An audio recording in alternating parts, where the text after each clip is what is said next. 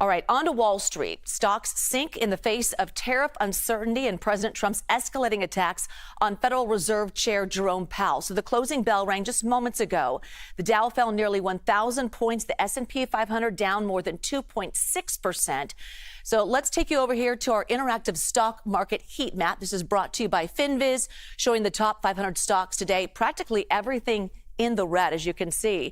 CBS News MoneyWatch correspondent Kelly O'Grady here now to break it down and walk through what's happening in the markets today. Hi, Kelly. Hey there, Jules. Yeah, another big day in the red to kick off the week. There's really two things that drove the markets down today. And one, as you mentioned, is this back and forth when it comes to the Federal Reserve. So we saw a little bit of back and forth between President Trump and Fed Chair Powell last week. That continued this morning when just after the markets opened, right around 9:40, President Trump, I do think we have the post, I'll read from it, said in part, preemptive cuts in interest rates are being called for by many. With energy costs way down, food prices substantially lower.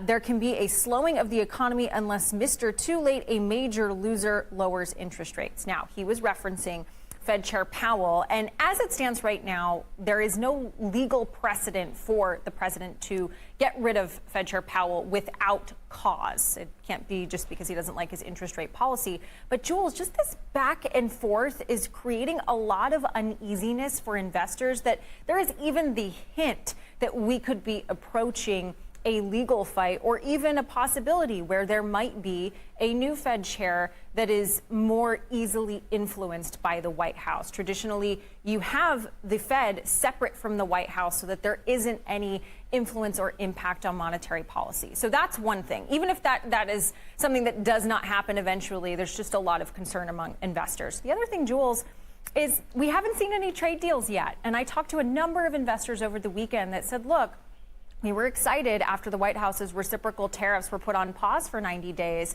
but we are not seeing any of these trade deals that the White House has teased come to fruition. And there's just a little bit of uneasiness that may be weeks or maybe months into the future, Jules. All right. So another measure investors are watching, and I haven't talked to you about this yet, is the U.S. dollar. So what's happening there?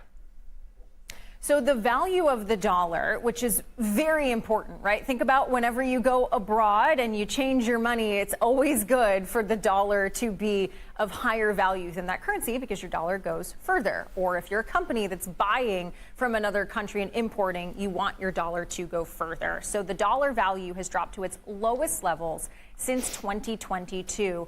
And essentially the reason is everything that I just talked about, uncertainty amongst investors and a lack of willingness to put money into U.S. assets. In fact, we're seeing a lot of U.S. assets, whether it be the dollar or whether it be the bond market, sell off. And normally these are traditional safe havens because you get a good return. The U.S. economy is considered a very safe environment. The government's always going to pay its debts. But with all of this talk of the Fed and just tariffs and trade war in general, investors are not feeling as comfortable about the U.S. dollar and the U.S. economy, Jules. All right, Kelly O'Grady. Kelly, thank you.